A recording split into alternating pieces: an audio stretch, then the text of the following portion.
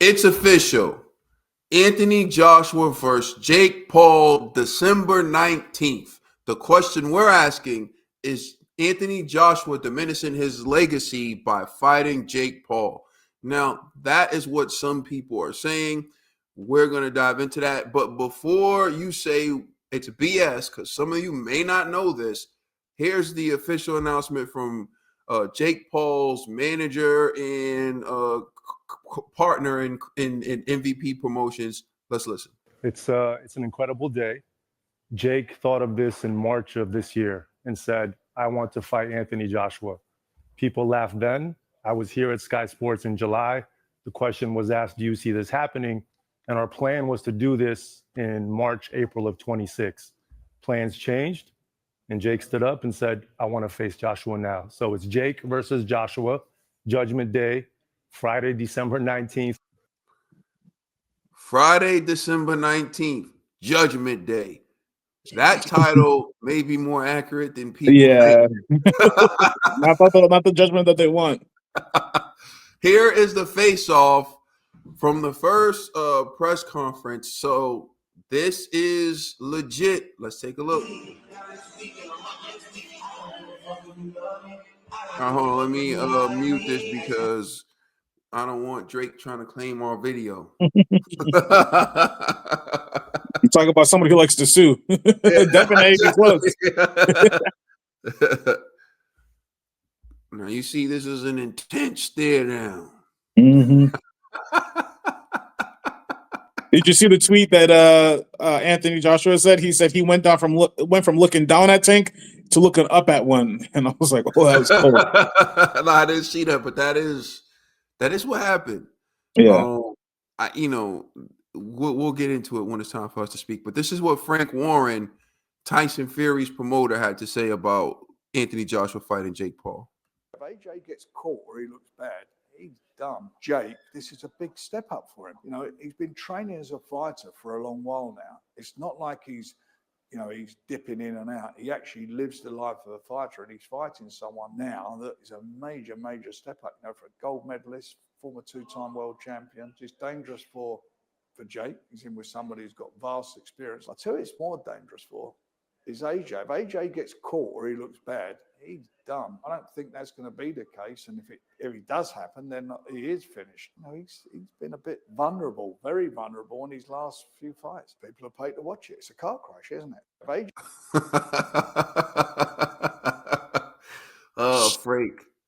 Frank is doing his promoting duties, even in speaking about the fight. All right, the last clip we're going to watch is from the White Rhino, Dave Allen, and this is what he had to say about this is funny. Jake Paul lost to Tommy Fury. Anthony Joshua cannot box Jake Paul. Horrific. He's dangerous for one, and two, if Jake Paul even lands a glove on him, it just diminishes everything that he's achieved. Jake Paul won't last 2 minutes for me. Never mind Anthony Joshua. It's ridiculous. It's a joke. If AJ does say yes to going in against Jake Paul, does he harm his legacy? I would lose a bit of respect for him. I think a lot of boxing people would as well, to be honest. Why would he box him? Two-time heavyweight champion of the world, one of the best heavyweights the last 20 years, held British boxing on his back. People might say he deserves to box Jake Paul. But why though? Why would he do it? Did you lose respect from when he fought Ngannou? Did you lose respect from Fury when he fought Ngannou? Ngannou was a serious fighting man. World champion of mixed martial arts. It's a worrying thing, potentially, the damage that AJ could do to Jake Paul. He'll hurt him. Yeah, Jake Paul is a cruiserweight. You wouldn't put the Midlands area cruiserweight champion with Anthony Joshua. So why would you put Jake Paul in there? Just because he's a superstar, whatever. I don't know what he does. What does he do? What is he? YouTuber. It's just not worth it. He's got enough money as it is. Why risk all that for a few more quid? I don't like it. I hope it don't happen. I don't think Anthony Joshua will do it. Well, he's doing it. Oh. Right. Complex. You heard it all. Do you think this would diminish Anthony Joshua's legacy, the fight with Jake Paul? You know, in reality, no. In this day and age, I mean, things move at such a pace that's like, we're going to move on and forget this in the next 6 months, right? It's going to be a whatever. It's going to happen. But legitimately, something else will happen. That's a bigger news story and whatever. And the grand, I'm of two minds of it. Because, you know, people brought up like points from back in the day when some of our favorite fighters ever have done these kind of exhibition fights, right? Or these kind of wacky whatever fights, right? Like freaking I learned that George Foreman one time fought 5 guys in one night. After he lost to Muhammad Ali, he fought 5 guys in an exhibition, whatever, and he like knocked all of them out, something like that, right? It was like for a way to drum up interest, right, so that he can do the rematch, and it didn't really work out. And then even Muhammad Ali went around and he fought Antonio Inoki in Japan, who's a pro wrestler, and and that's what people consider like one of the first mixed martial arts fights. Is that they challenged them, but it was like a real goofy affair when you actually watched the fight back. And then even what's his name, Sugar Ray Robinson. Way back in the day, they used to have this thing called like barnstorming, where it's like he'd literally every week, go to a new place and fight the local guy or whatever, right? And it was just like the thing to do because you needed to make money. That my point is this: they did all those things back then because they needed to make right the bum of the week or the bum of the month or whatever. And he would just literally go around and fight just these guys. That's why partially why his record is so huge, because it's literally all these guys, whoever in Podunk Town, whatever, so the crowd can see Sugar Ray Robinson fight. But that's the thing; those guys needed it because the sport wasn't as big then. It was big for them in money wise, but like the money that guys are making now is way, way, way higher, right? And my point is this: like Anthony Joshua doesn't need to take the fight, right? Yes, it's whatever money, 50 million, or let's say 50 million, whatever, right? Or 20 or whatever million. It's free money. So who's going to turn down free money, right? But at the end of the day, still, it's kind of like shameful that it's even a thing, right? It's even it's only our sport. Like I'll claim it too in boxing that somebody can come in. Jake Paul can't go to the NFL and be like, I want to play in the Super Bowl. Yeah, put me in as a QB, right? It would be like laughable. Like, what are we talking about? We don't do that, right?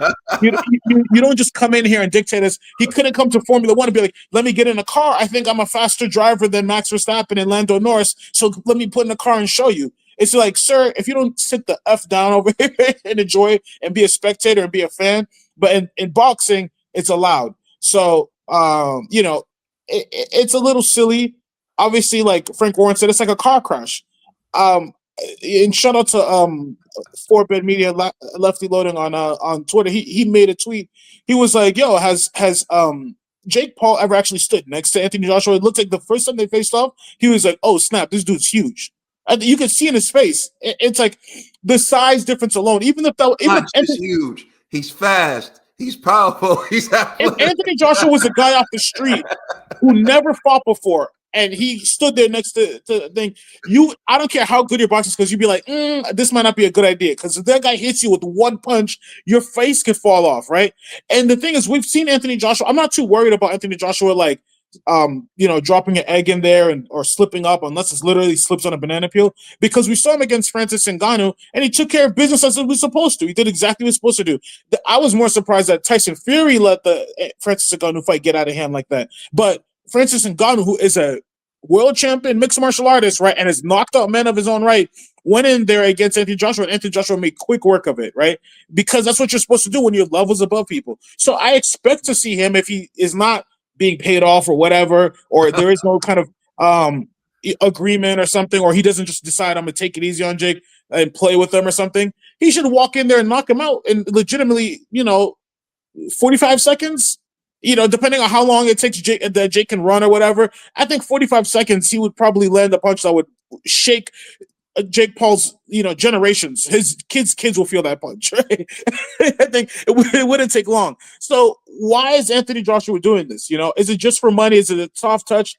You're not going to get any benefit out of this except the fact that it's happening. So I'm of both minds. I mean, at the end of the day, money's money, and and I don't think people are going to care, but it is a little bit shameful that it's like this is even a conversation, because if Jake goes in there and gets hurt, everybody's like, "Oh, why you do that to that boy?" You know what I mean? Why you hurt him like that? Like, he should, like, if he goes in there and cracks his orbital bone, and Jake is now forever irreparably damaged. You know what I mean? It's like, God dang, why we let this happen? So I think that it's gonna happen. It's gonna happen. It's already the money's behind it. The ball's rolling. But I really hope that Anthony Joshua just puts him down gently and like let's all go home. Because I'm afraid of what. Not that Jake deserves. This is the other thing. It's Judgment Day, and Jake's going to be judged for his sins. So actually, he might deserve to get all that work. He might deserve to get his face broken. But go ahead, Joshua. Break his face. I don't care. After you, Kaden. What do you think? I don't know why I was feeling sympathy for him, but I thought I was like, no, he actually deserves that. So yeah, and second thought, break his face, Joshua. You brought up a great point. This isn't football. This isn't Formula One. This isn't the NBA, right? Boxing has always been built on the theory that anybody, anywhere, as long as they put the work in, as long as they work hard, can win a title. And, you know, Jake Paul has come from fighting Nate Robinson to, Ben Askren, Teron Woodley, Anderson Silva, Nate Diaz, Iron Mike Tyson. He's fighting all of these guys, and he's always had a niche, and that was to fight old retired MMA fighters, boxers. And so his gimmick has run thin. I think even with the Gervonta Tank Davis fight, he's fighting a smaller guy who's 130 pounds, and they didn't sell out the arena for that fight. The ticket sales weren't doing well. And so now I think the narrative has shifted to where people want to see Jake fight a live body. Now, of course, Jake wants to do it to the extreme. He wants to do Anthony Joshua, which to me is extreme. He could have picked someone who was his size, his weight, and it would have been a good fight. But that's not enough for Jake because Jake wants a Netflix event. He needs something worthy of Netflix because he wants that money. Anthony Joshua, along with being one of the best heavyweights of the last 20 years, like Dave Allen said, he's also a draw. He's also a cash cow. So you bring him in. Anthony Joshua, to me, isn't diminishing his legacy by fighting Jake Paul because, one, Jake Paul has taken this so far, people want to see him lose. And people, especially after what he did to Mike Tyson, people are like, when you go on Mike Tyson's box rec and you see an L to Jake Paul, like, there were people saying, like, I want to get at him for Mike Tyson. I want to beat him up for Mike Tyson. There's a cruiserweight, Marius Breedis. I think Breedis. He's always been wanting to whoop Jake. He's been asking Jake, fight me so I can whoop you. I'm sick of this circus. But he's been calling out Jake for a long time.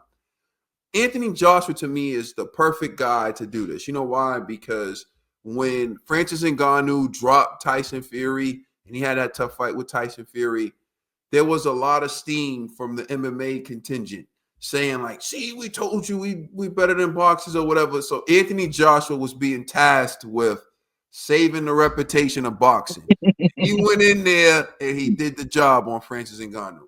So once again, Anthony Joshua is being tasked with saving the reputation of boxing. So to me, if Anthony Joshua goes out there and he lays out Jake Paul in a weird way, on top of what he's accomplished, in boxing, Olympic gold medalist, 2-time heavyweight champion of the world, one of 4 men to win the heavyweight title back in the immediate rematch. If he sparks out Jake Paul too, he will also be the guy who helped save the reputation of boxing from these sideshows. And the irony of this is the reason why he would be able to do it is because for some reason, a guy as dangerous as Anthony Joshua, people sit on their couch and think, I can kick his ass. I don't get it. I don't get it 1 minute. But everyone of their mama fire shots at Anthony Joshua. I don't understand. Like, it's like he's done all this stuff, and somehow people still watching and be like, oh, fuck him up. So hey, you know what? If that's what he wants to do, he in his heart of hearts, you heard what he said. Anthony Joshua's too slow. He's robotic. All this stuff. All right, so cool. If he really believes that, he's a professional fighter. What are we talking about? He beat Mike Tyson. Jake Paul beat Mike Tyson. He beat Anderson Silva. He beat Mike Tyson. He sparked out Teron Woodley. This dude has been in there. He's been beating guys. So what are we protecting Jake for? What are we worried about? Hey, listen. The only way this diminishes Anthony Joshua's legacy is if he loses to Jake Paul.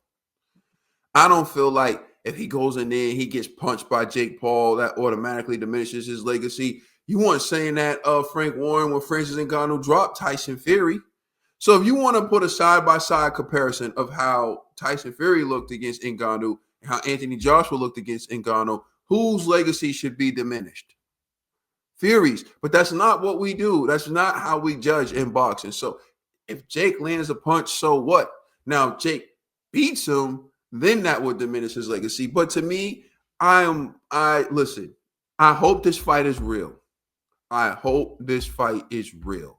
Because this is the fight that's going to show, like, all of you who sit on the couch and watch, like, guys like Anthony Joshua who think, like, oh, he's trash, I'll beat this.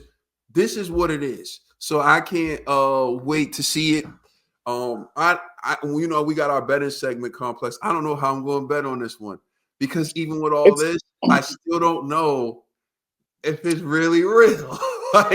Well, if it's real, it's less than one round. If it's real, it's got to be because even with Francis Ngannou, he knocked him out, I think, in the second. Francis survived, but like he could have finished. It could have very well been finished in the first, right?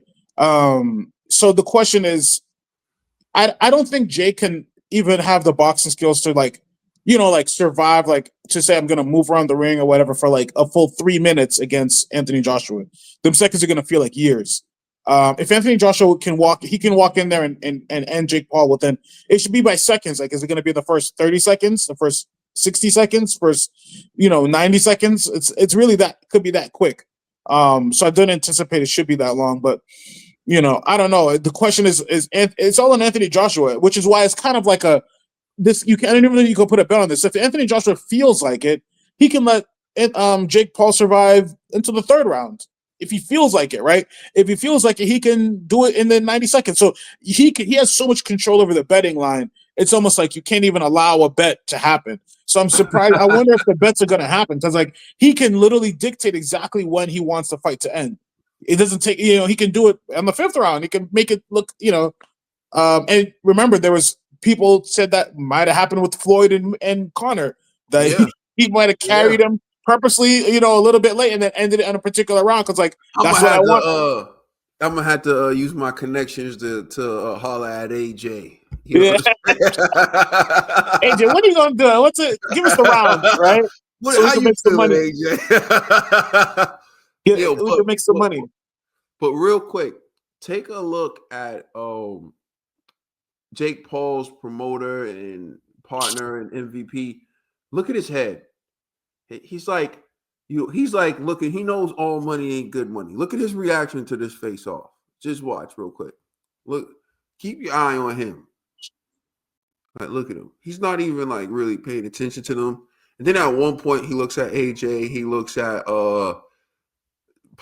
Jake Paul, and then he's like shaking his head like, no, like, oh my God. Look at him. She's looking. Look at him, put his head down. He looks down. He's like, yeah. Look at him. He's like,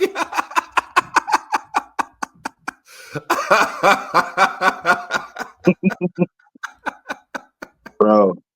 Anthony Joshua might hurt this man. Anthony Joshua knows what is up. You could die. You could die in the boxing ring, bro. Like, if Anthony Joshua wanted to, he could hit him so hard. Like, I mean, I don't know. It's whatever, though. I think, or maybe Jake Paul is trolling everybody. He's like, I'm gonna walk in there. I'm gonna eat the first punch and lay down and be like, oh, okay, you knocked me out, whatever, right? I still made money, right? I mean, he's that kind of silly kid, so I can see him doing some goofy shit like that too, like just go in there and get bopped and be like, okay, I'm done, whatever. And this is why it's a circus, and this is why I hate it. It pains me that like these kind of fights are taking up so much space and air in the boxing community. But that's another conversation, But AJ, I mean, at the end of the day, like everything else. Yeah, I don't know. That's it for me. I mean, what do you guys think? Let us know in the comments. Is AJ diminishing his career? I mean, how many seconds do you guys give him? I think it's going to be 45. If I were to make a bet, I think it's 45. I think 45 seconds is just about enough time for AJ to walk in You know there. what the question is, does Jake get out of the first round? If Anthony Joshua allows him, that's the thing. It's not about does he get out. It's not it's if Anthony Joshua allows him to get out. And that's why it's too it's like silly, you know what I mean? Like Anthony Joshua can literally pick whenever he wants to because there's nothing that Jake can do to not I don't even think he can reach thing's chin. He can't even reach it. Like if he tried, he would get eaten up so bad on the way in with his big all oh god. All Jake Paul does is like a big looping like overhand. He's a basically just like any guy who knows how to fight a little bit, right? What they got, like a one good punch, you know, like and that's overhand right. That he does the same thing. He ducks his head down and throws overhand right. That's how we've seen him drop a lot of guys. He's not like a massive like check left hook. He doesn't have like crazy combos where he's like not, you know, he's got a big punch if he puts his head down and leans into it. Congratulations. You think you're going to work that against Anthony Joshua? You're going to get your face blown off. But I don't know. I'm going to say this, and then you could take us out. A wise man, I guess you can say, a former heavyweight champion once said, speak it, believe it, receive it. Speak it, believe it, receive it. Speak it, believe it, receive it. Speak it, believe it, receive it. One face, one name, one champion. Hey, and that's Jake Paul. Jake Paul took that. Jake Paul took that to heart. The difference was that man actually had the power in his hands to change the world to how he wanted to. I'm just saying. Jake don't got that. I'm surprised Jake didn't call. That would have been interesting. Jake versus Wilder. I think he knew what. I don't know.